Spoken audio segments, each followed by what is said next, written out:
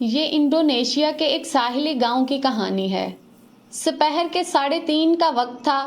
اچانک ہی بادلوں نے آسمان کو اپنی دبیز چادر میں چھپا لیا۔ چند لمحوں میں زمین روشنی سے خالی ہو گئی۔ اندھیرے کی سیاہی کے ساتھ ساتھ تیز ہوائیں چلنے لگیں۔ درختوں کے پتے تو کیا ٹہنیاں تک ٹوٹنے لگیں۔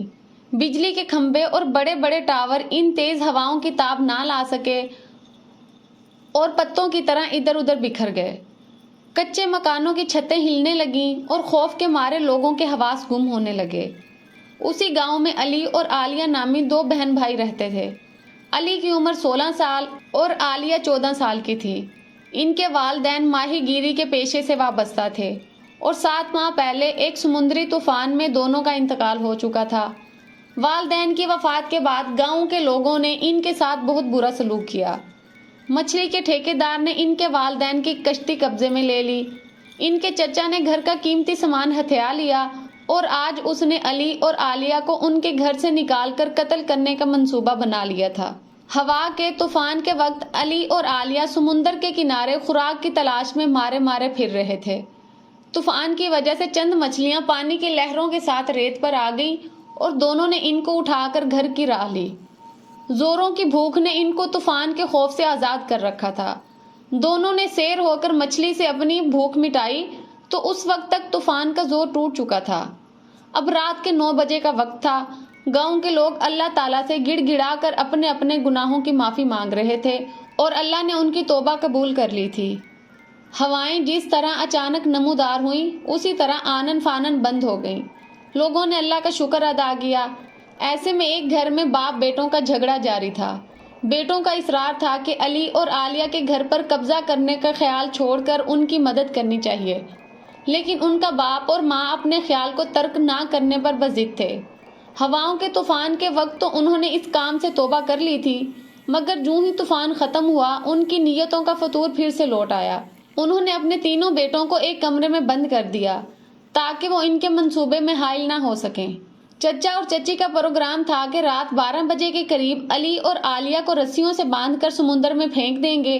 لوگوں کو بتایا جائے گا کہ دونوں بہن بھائی شہر بھاگ گئے ہیں۔ مچھلی کھانے کے بعد علی اور عالیہ پر گہری نیند طاری ہو گئی۔ انہیں وقت گزرنے کا کوئی احساس نہ تھا۔ رات کے 12 بجے 2 سائے چپکے سے ان کے گھر میں داخل ہوئے۔ انہوں نے رومال سنگھا کر دونوں کو بے ہوش کیا اور ایک ریڑھی میں لٹا کر سمندر کی راہ لی۔ دونوں بہن بھائی آنے والے خطرے سے بے نیاز بے ہوشی میں پڑے تھے۔ سمندر قریب آ گیا تھا۔ دونوں سائے جو ان کے چچا اور چچی تھے، انہوں نے علی اور عالیہ کو اپنی ریڑھی سے نیچے اتارا اور کندھوں پر اٹھا کر سمندر میں داخل ہو گئے۔ اب سمندر کا پانی ان کے گھٹنوں کو چھو رہا تھا۔ چچا نے مشورہ دیا کہ دونوں کو مزید آگے پھینکنا چاہیے تاکہ صبح تک سمندر کی بڑی مچھلیاں ان کو نگل جائیں۔ اسی اثنا میں ان کی نظر ایک خالی کشتی پر پڑی۔ دونوں نے مینی خیز نظروں سے ایک دوسرے کو دیکھا اور پھر علی اور عالیہ کو کشتی میں ڈال کر سمندری لہروں کے حوالے کر دیا۔ دونوں دیر تک کشتی کو دیکھتے رہے۔ جب وہ نگاہوں سے اوجھل ہو گئی تو دونوں واپسی کے راستے پر ہو لیے۔ ابھی دونوں گھر اور سمندر کے درمیان تھے کہ زمین آہستہ آہستہ ہلنے لگی۔ دونوں نیچے بیٹھ گئے۔ زلزلے میں شدت آتی جا رہی تھی۔ ان کو دور سے گاؤں کے مکان کانپتے ہوئے صاف دکھائی دے رہے تھے۔ گاؤں کے لوگوں کا شور بڑھتا جا رہا تھا اور وہ گھروں سے نکل آئے تھے۔ پھر مکانوں کے گرنے کی آوازیں بھی آنے لگیں۔ اب ان دونوں کو اپنے بیٹے یاد آئے جن کو وہ کمرے میں بند کر آئے تھے۔ یہ سوچ کر دونوں گاؤں کی طرف بھاگے، لیکن ان کے پاؤں ریت میں دھنسنے کی وجہ سے وہ منہ کے بل گرتے اور پھر اٹھ کر بھاگنے کی کوشش کرتے۔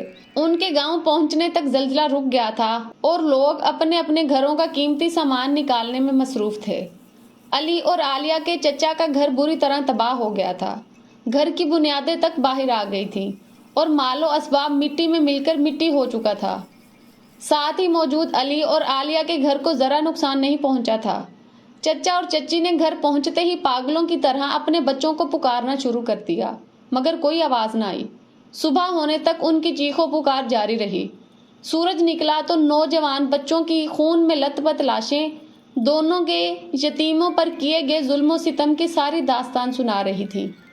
لاشیں دیکھ کر دونوں اپنا دماغی توازن کھو بیٹھے اور ہذیان بکتے ہوئے سمندر میں کود کر مچھلیوں کی غذا بنے۔ اسی رات گاؤں کا ٹھیکیدار علی اور عالیہ کی قبضے میں لی ہوئی کشتی سے مچھلیاں نکال رہا تھا۔ 3 سمندری قزاقوں نے موقع دیکھ کر اس پر حملہ کر دیا اور ساری مچھلیاں نکالنے کے بعد ٹھیکیدار کے پاس موجود رقم بھی لوٹ لی۔ قزاقوں نے اسی پر بس نہیں کی بلکہ ٹھیکیدار کو قتل کر کے اس کی لاش کو ساتھ ہی لے گئے اور کشتی کو سمندر میں چھوڑ گئے۔ یہی کشتی علی اور عالیہ کے چچا کے ہاتھ لگی، جس میں دونوں بھائیوں کو باندھ کر ڈالا گیا تھا۔ ادھر علی اور عالیہ بے ہوشی کے بعد بیدار ہوئے تو اپنے آپ کو کشتی میں بندھا دیکھ کر حیران رہ گئے۔ علی آہستہ آہستہ کھسک کر عالیہ کے قریب ہوا اور اس کی رسی کو دانتوں سے کاٹنا شروع کر دیا۔ کافی تک و دو کے بعد رسی کٹ گئی۔ رسی کے کٹتے ہی عالیہ نے علی کو بندشوں سے آزاد کیا۔ صبح صادق کے وقت سمندری ہواؤں نے اپنا رخ بدل لیا تھا اور ان کی بے ہوشی ٹوٹنے تک ہوائیں انہیں پھر گاؤں کے قریب لے آئی تھیں۔ واپس آ کر علی اور عالیہ گاؤں کی حالت دیکھ کر ششدر رہ گئے۔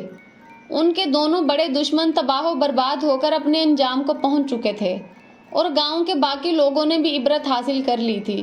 اپنی کشتی ملنے کے بعد دونوں بہن بھائی محنت کرنے لگے۔ کچھ سالوں بعد عالیہ کی شادی شہر سے آئے ہوئے ایک امیر سوداگر سے ہو گئی۔ علی نے بھی اس کے ساتھ شہر جا کر تجارت شروع کر دی اور دونوں ہنسی خوشی زندگی بسر کرنے لگے۔